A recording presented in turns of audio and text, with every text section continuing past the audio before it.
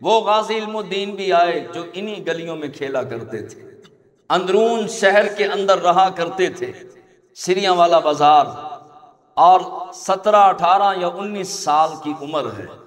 خالق کائنات نے ایک متوسط طبقے کے اندر پیدا کیا، اور مسجد وزیر خان کے اندر ایک خطیب تقریر کر رہے تھے اور بتا رہے تھے، او مسلمانوں، ایک ہندو ہے راجپال، اس نے میرے آقا صلی اللہ علیہ وسلم کی بے ادبی کر دی، حضور کی گستاخی کر دی راجپال نے۔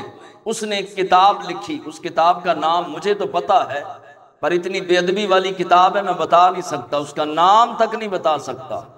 اور اس کے اندر کیا لکھا ہوگا؟ جو راجپال نے حضور کے خلاف کتاب لکھی اتنی بے ادبی والی، اب راجپال نے کتاب لکھ دی، علماء نے احتجاج کیا، مسلمانوں نے احتجاج کیا، گلیوں میں، بازاروں میں، سڑکوں میں، انگریز کی حکومت ہے، اور انگریز ہی کے جو ہے وہ کہنے پر، گورے کے کہنے پر، اس راجپال نے کتاب رسول اللہ کی بے ادبی میں لکھ دی۔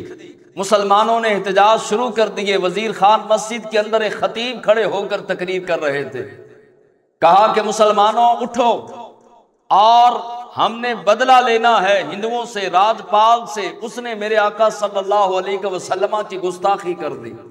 اب غازی علم الدین پاس سے گزر رہا تھا، نہ چہرے پر داڑھی ہے، نہ کوئی تہجد گزار ہے، نہ مولوی ہے، نہ خطیب ہے، نہ امام ہے، عام سا لڑکا تھڑوں پہ بیٹھنے والا، بس جسے خالق کائنات چن لے۔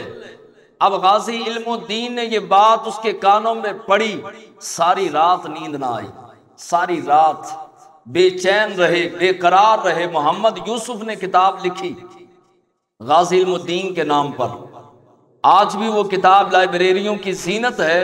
اس میں لکھتے ہیں کہ غازی علم الدین شہید ساری رات کروٹیں بدلتے رہے، کبھی دائیں دیکھتے، کبھی بائیں، اور کبھی اپنا گریبان پکڑتے اور پکڑ کے کہتے، او علم الدین تو زندہ ہے، ابھی تو مرا نہیں، اور حضور کا گستاخ بھی زندہ ہے، یہ کیسے ہو سکتا ہے؟ یا تو زندہ رہے یا گستاخ زندہ رہے۔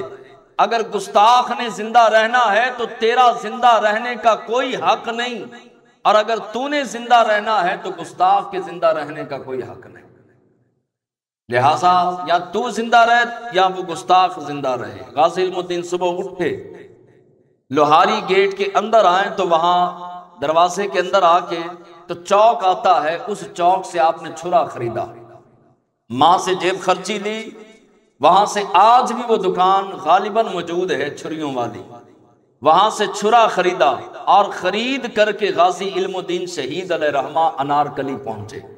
وہاں اس کا کتب خانہ تھا، اس راجپال کا، اور وہاں پر جو ہے وہ غازی علم الدین شہید پہنچے۔ پہرے کے اندر انسان چلے صحیح، رب پہنچا دیتا ہے منزل تک۔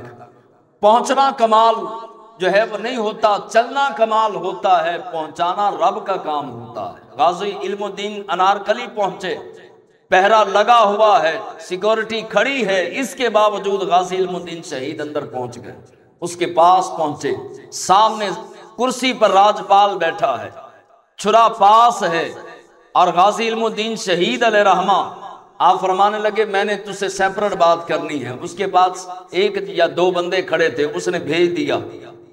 غازی علم الدین شہید علیہ رحمہ نے فرمایا کہ بتا کہ تو وہ ہے کہ جس نے میرے آقا کی گستاخی کی، تیرا نام راجپال ہے، اور تو نے وہ کتاب لکھی جو کتاب میرے آقا صلی اللہ علیہ وسلم کی گستاخی پر مبنی ہے۔ تو راجپال کہنے لگا، خوش ہو کے کہنے لگا، ہاں میں نے لکھی، وہ کتاب میں نے ہی لکھی ہے۔ دوبارہ غازی صاحب نے پوچھا، فرمایا بتا بے ادبا تو نے کوئی کتاب لکھی؟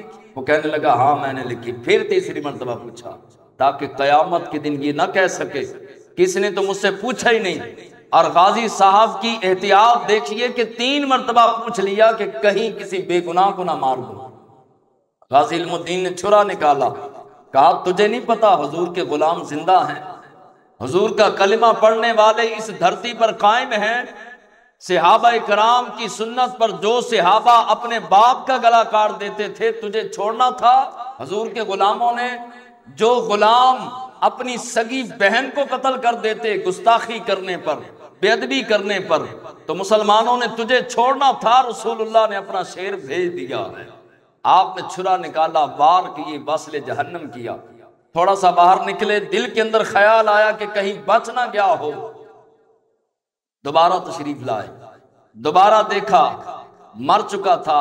آپ رحمت اللہ تعالی علیہ باہر نکلے تو ایک قریبی نلکے سے آپ اس گندے خون کو صاف کر رہے تھے، چھری صاف کر رہے تھے کہ اچانک جو ہے وہ شور مچ گیا، سیکورٹی آئی، پولیس آئی، انگریز کی پولیس تھی، گرفتار ہو گئے، جیل میں چلے گئے۔ پہلے آپ کو لاہور میں رکھا گیا، اس کے بعد جو ہے وہ میاں والی لے گئے، اور وہاں جیل کے اندر جب رکھا تو وہاں کا چوکیدار کہتا ہے کہ ایک دن میں نے دیکھا کہ جیل ہے، اور اس نے یہ رنگ محل چوک میں یہ واقعہ سنایا تھا۔